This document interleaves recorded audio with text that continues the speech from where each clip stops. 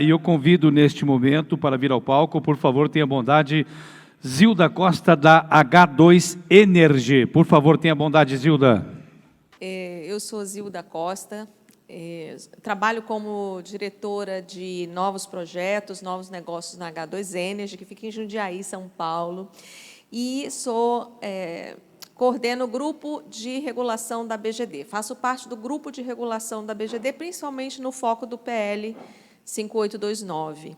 Então, o objetivo hoje, já que a gente tinha tantos palestrantes da área jurídica falando aqui, eu quis trazer apenas os pontos, passar os pontos com vocês, positivos e negativos desse PL,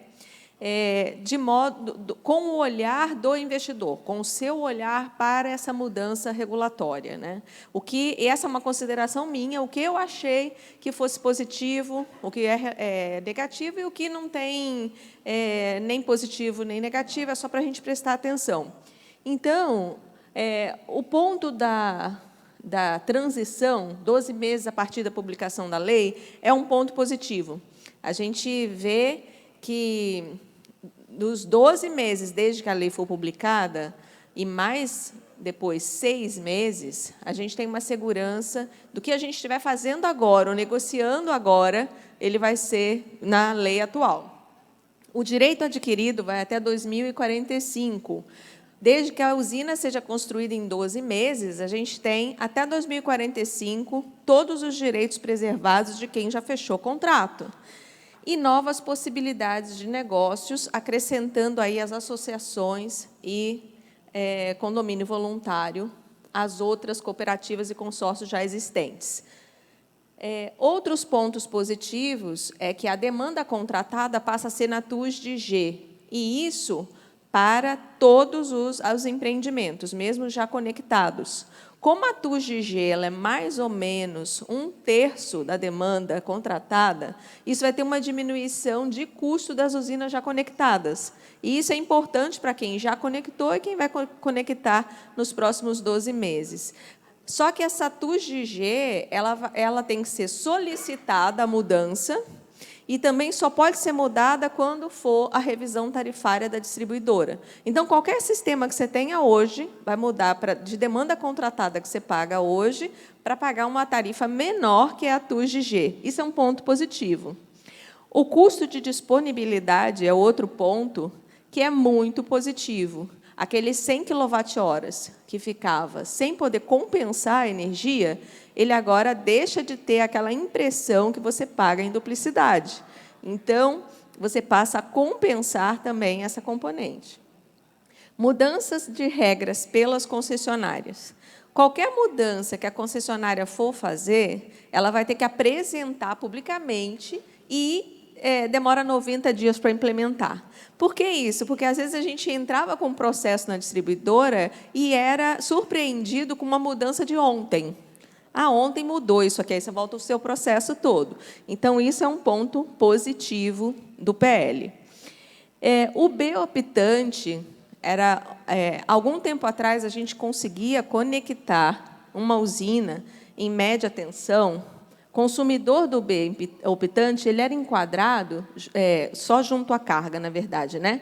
Quem tinha potência do transformador de até 75 kV ou até 1,5 vezes, ele podia optar pelo grupo B, por pagar a tarifa do grupo B. Isso deixou de ser feito e agora vai poder voltar a ser feito.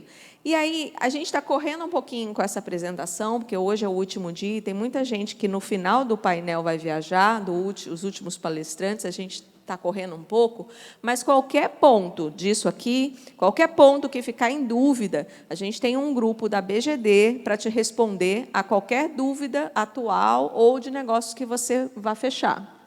Sistemas híbridos é um ponto positivo da legislação, porque o PL explicita agora a possibilidade de você ter um sistema híbrido. Antes, ele não explicitava.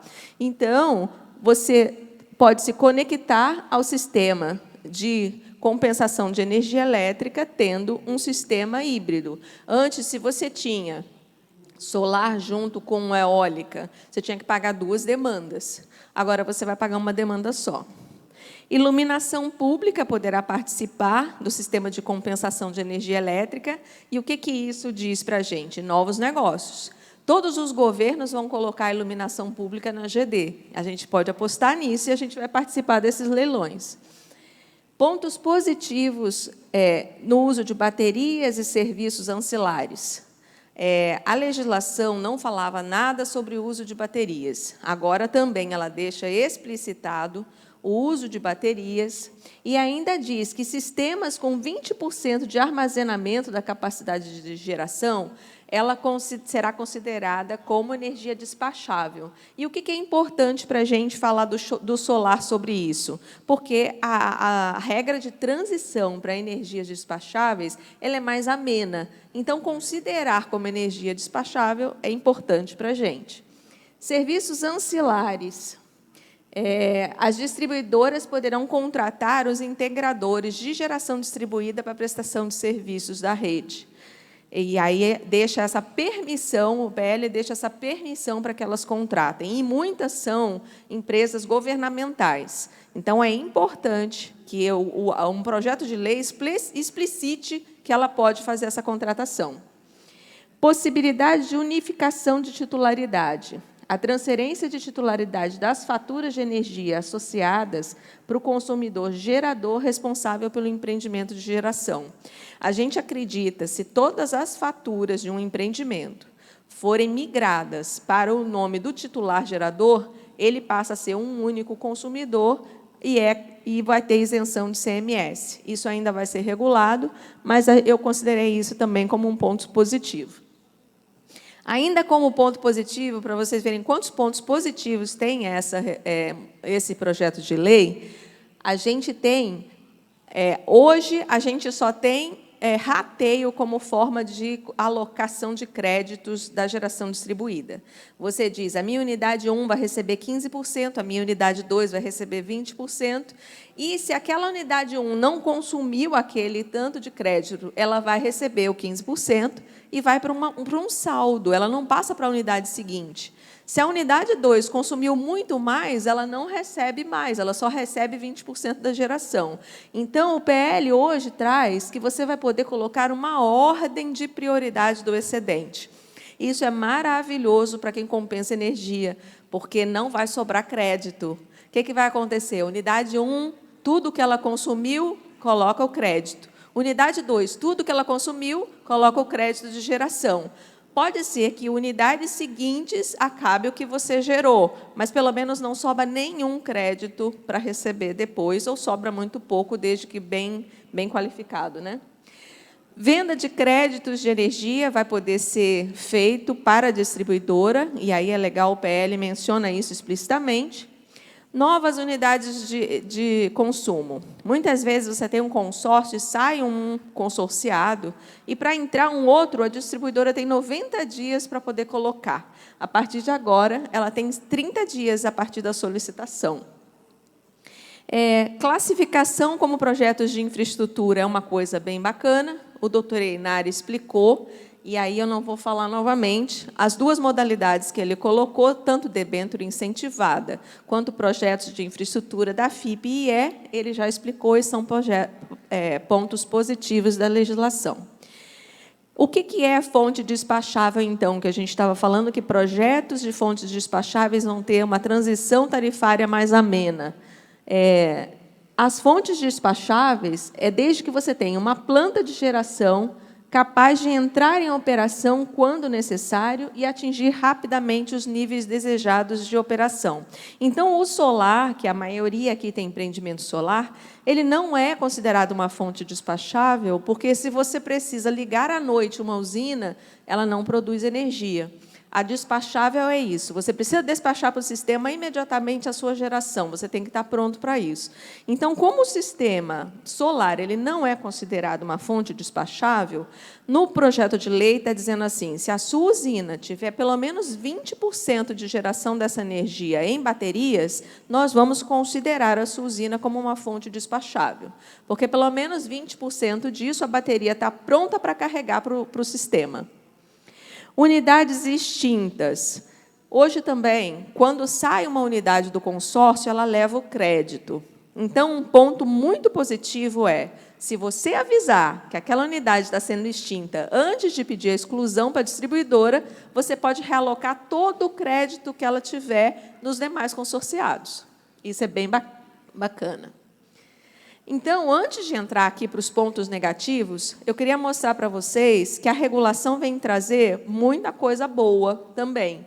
Muito ponto que vai regular o nosso mercado e que traz que isso é positivo para o integrador, para o investidor e para o consumidor.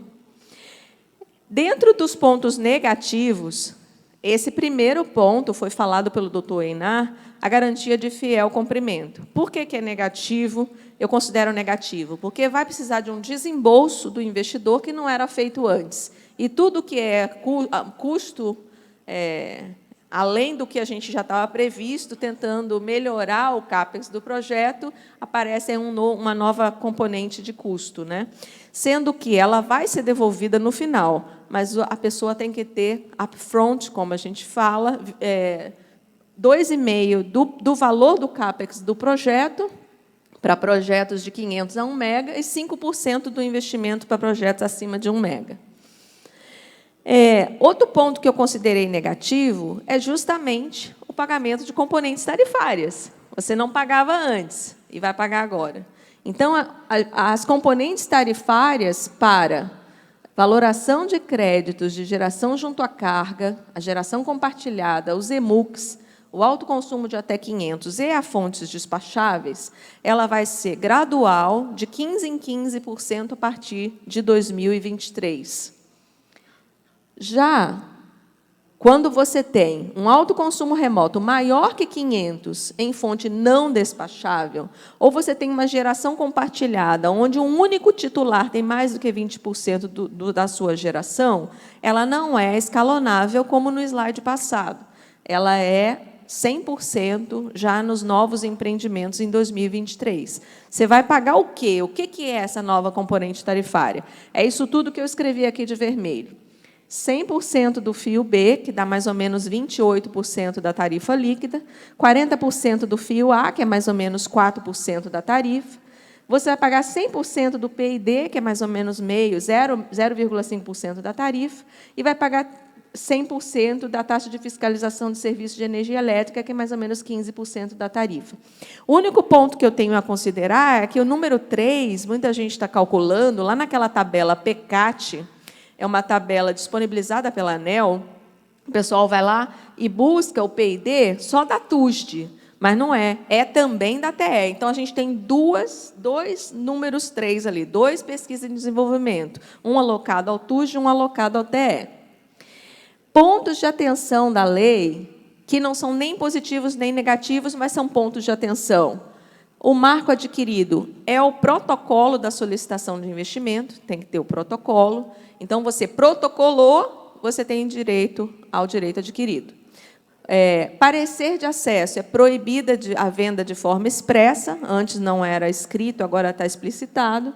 A perda do direito adquirido. Quando você perde o direito que você tinha até 2045, encerrando a unidade consumidora, fazendo algum tipo de irregularidade, ou aumentando a potência só para a potência da parte ampliada. Outro ponto também de atenção é que está sendo feito, vai ser feito, assim que aprovado o PL, um encontro de contas que foi solicitado pelo Ministério de Minas e Energia, a gente vai ficar atento a isso.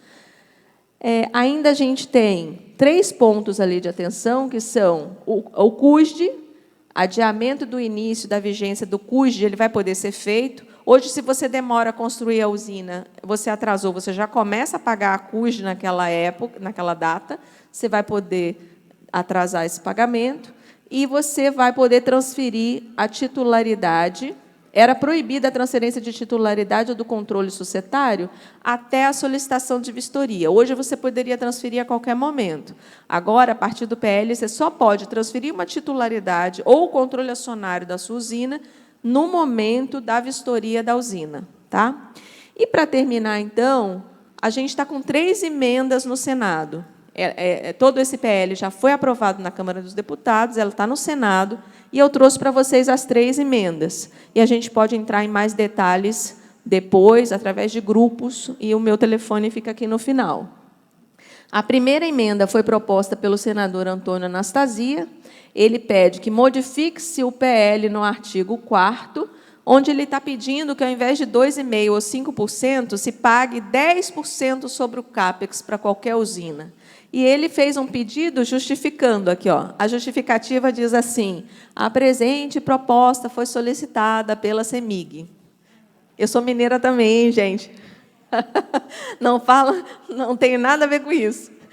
Depois, outra emenda é do senador Irajá, e isso ainda não foi votado. Essas emendas serão votadas no Senado, tá? Essa segunda emenda, ela está dizendo que o solicitante deve apresentar documentos que comprovem a terra. Então, até agora, a distribuidora não pediu o contrato de locação. Se essa emenda passar, ela vai passar a pedir. E, no caso de assentamentos, ele tem que pedir também a anuência do poder público competente. Tá? E agora, no último, a terceira emenda proposta é do senador Tasso Gereissati. Ele está dizendo aqui que as unidades consumidoras que protocolarem solicitação de acesso da distribuidora deveria só mudar de regra quando completasse 15 GB de potência. Então, se a gente planeja, nos próximos 2, 3 anos, como disse a Joyce, completar 40 GB, talvez completássemos 15 GB já nos próximos meses, e aí tudo mudaria. Ele quer controlar por potência e não por marco regulatório. Tá bom? Boa sorte e agradeço a todos vocês. Meu telefone. Nosso muito obrigado a Zilda Costa, da H2 Energy.